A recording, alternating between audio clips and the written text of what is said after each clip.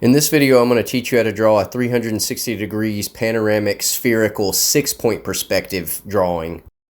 First, let's cover some mathematical roots that'll help us understand how to take something like the curved surface of the Earth, which is a sphere, and project it onto the flat surface to create a map, as in cartography. A 360 degree spherical drawing perspective is a topological flattening using equidistant azimuthal projection that maps straight line paths, or geodesics, of a 3D sphere onto a flat plane as perfect curvilinear arcs. This is an exercise in cartography, a global polar mapping to local points. The grid captures a complete closed environment or compact subset, showing front, behind, above, below, left and right of the view all at once. Or you could think of all these 6 vanishing points as north, south, east, west, up, zenith, or down, nadir. Translating the 3D sphere onto a flat 2D plane bends straight lines into curvilinear arcs, preserving geometric distances precisely from the center. The chalkboard itself here is just kind of a flat surface that I'm viewing it as a smooth manifold where the lines represent coordinate grids to track the curvature of the sphere.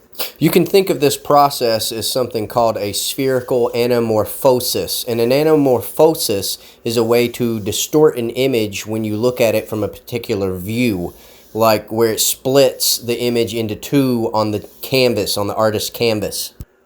An anamorphosis is a distorted projection requiring the viewer to occupy a specific vantage point so he'll be able to view the image. What distinguishes this from 5-point perspective is you have the 2 vanishing points in the middle of this circle, as you can see, and it makes it look like the fisheye from 5-point perspective is starting to split in half, if you will, and it looks like 2 of those grids combined.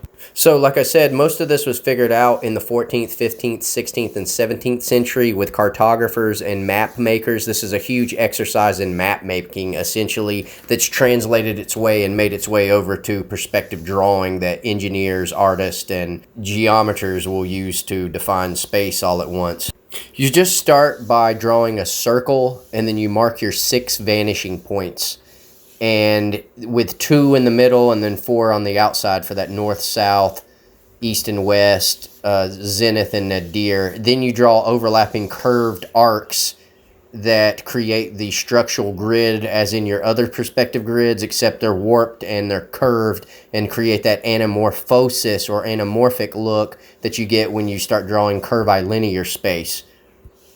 Now, with all that being said, I start with essentially drawing columns here. I'm just kind of drawing columns that warp in this space so you can get an overall look at how I compose a drawing within this structure. You see how these things are kind of warping, and then they curve as they go up toward the top, and they shrink toward the top, and then they do the same thing. They kind of curve toward the bottom, and then they shrink toward the bottom, and then they shrink toward those 2 vanishing points on the inside, and then they also do that toward the outer edges extremely. Ever since I've discovered and figured this out, how to draw the 6-point perspective, I don't want to draw anything else anymore. The other perspectives are too boring. This one's pretty fun, exciting, and dynamic. So now you know that spherical perspective is defined by its flattening. It's azimuthal equidistance flattening of taking a sphere and mapping it onto a 2D surface. That's what's going on here when you create 6-point perspective. Geodesics on the sphere determine the subset of curved arcs that you actually see to draw by. So here's my cityscape / columns of using 6-point perspective, and now I'm going to go on to do the same thing on paper. I just want you to see what it looks like when you actually kind of make an initial sketch using pencils, because I know probably a lot of you at home are probably going to use pencils to draw this out, which I don't blame you, so you can erase the grid lines when you're done and show a warped 360 view of whatever you're drawing. At this point, I just memorize the grid and then just draw it out like I did on the chalkboard, and then just start filling in columns or cityscape buildings, whatever I'm wanting to do. In this case, I'm just kind of drawing like grouped columns just to emphasize the spherical curvature.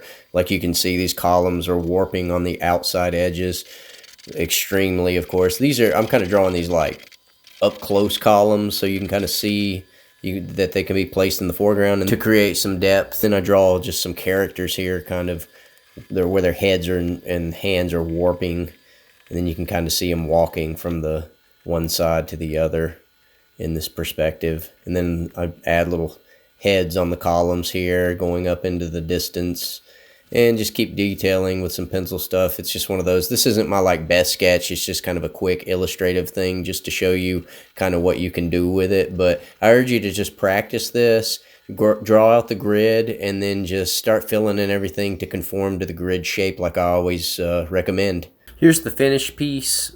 I'm pretty happy with this. I mean, I need to detail this, of course, but I also want to show you one of the pre-sketches that I did leading up to this, so I think you'll think it's pretty interesting. So this is one of the pre-sketches I made when I was basically trying to recalibrate my head and get 6-point perspective correct by truly trying to understand how to draw it, because I did a few reels and shorts, and I just really wasn't happy with the way I was showing 6-point perspective. It needed to be way more distorted. And let me give you a little piece of advice is when you go to make 6-point perspective, you want to make those 2 vanishing points on the horizon line inside the circle kind of widely spaced apart. Because, for example, here's another sketch I did that showed that I saw other people drawing 6-point perspective than when I looked it up, and it looked like they were very much cropping in, extremely cropping in where it was 6-point perspective, but it looked more like a huge bubble aspect like in the sketch you see above. See, some people draw 6-point perspective more like you see in the diagram up above now.